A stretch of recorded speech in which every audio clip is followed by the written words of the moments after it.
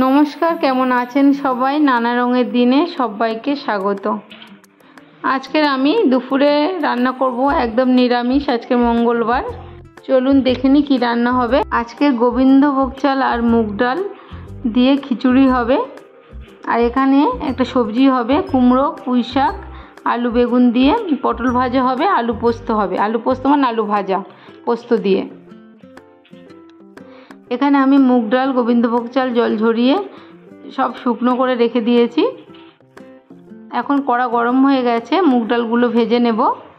এগুলো আমাদের চাষের মুগ ডাল, ওই জন্য একটু হালকা হালকা খোসা রয়েছে। তাও আমি ভালো করে ধুয়ে সব খোসা ফেলে দিয়েছি। এইদিকে গ্যাসে আমি খিচুড়ির জন্য গরম জল বসিয়ে নিয়েছি। গরম জল গরম হয়ে গেছে। ডালগুলো ভেজে এখন গরম জলের মধ্যে দিয়ে দেব।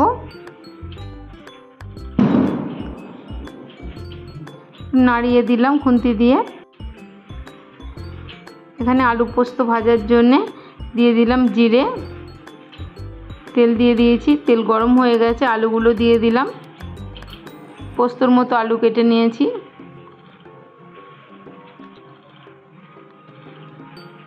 একটু লবণ দিয়ে ঢাকা দিয়ে দেব।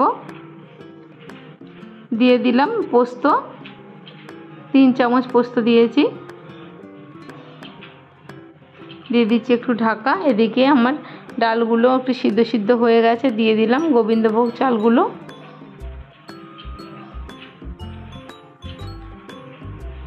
এখন একসাথে দুটো ভালো করে সিদ্ধ করে নেব।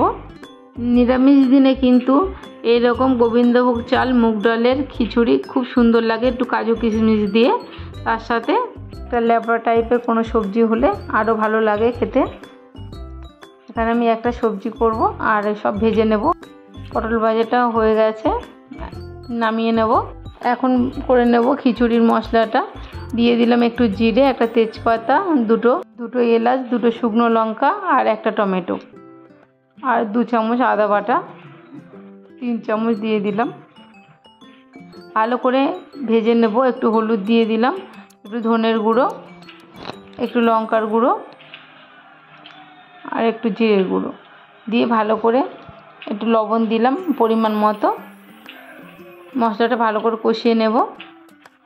সামান্য একটু জল দিয়ে দেব যাতে মশলাটা পুড়ে না যায়। দিয়ে দিলাম একটু চিনি, কাজু কিশমিশ দিয়ে একটু নাড়াচাড়া করে নিয়ে মশলাটা হয়ে গেছে। আর এদিকে চাল ডালও সিদ্ধ হয়ে গেছে, ঢেলে দিলাম।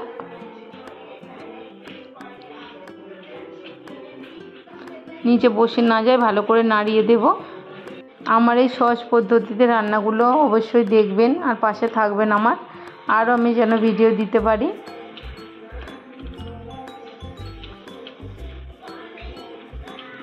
এখানে হয়ে গেছে খিচুড়িটা, আরেকটু শুকনো হবে, বেশি পাতলা ভালো লাগে না খিচুড়ি। একটু গ্যাসে কম আঁচে বসিয়ে রাখলাম, রেখে আমি তরকারিটা করে নেব। এখন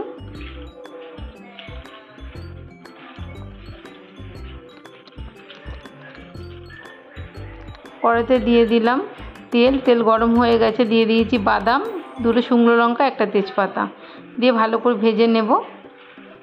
এই নিরামিষ সবজিতে একটু ছোলা বা বাদাম দিলে ভালো হয়, কিন্তু ছোলাটা আমার ভিজানো হয়নি। দিয়ে দিলাম আলু, একটা বড় আলু কেটে নিয়েছি, দিয়ে দিয়েছি। বেগুন একটা দিয়ে দিয়েছি, পিস পিস করে কেটে নিয়েছি ওটা। আর কুমড়োগুলো দিয়ে দিলাম। যা বাড়িতে সবজি ছিল তাই দিয়েই করলাম।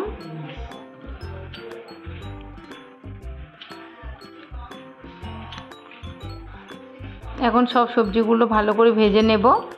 নিয়ে দিয়ে দেবো হাফ টমেটো, একটু লবণ, 2 কাঁচা লঙ্কা, একটু হলুদ, জিরে, ধনে, একটু গুঁড়ো লঙ্কা।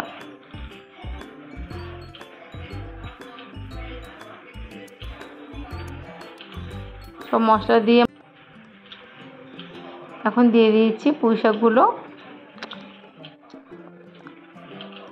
পুঁই শাক দিয়ে ভালো করে ঢাকা দিয়ে দেবো, এখন একটু সিদ্ধ হয়ে যাক।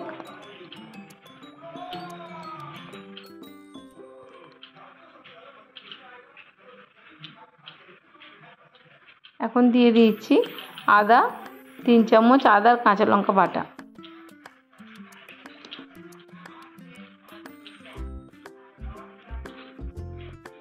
সবজিগুলো সিদ্ধ হয়ে গেছে, আর একটু কষিয়ে নিতে হবে, শুকনো শুকনো হবে। দিয়ে দিয়েছি আমি 1 চামচ চিনি। নিরামিষ তরকারিতে চিনি দিলে টেস্ট হয় ভালো।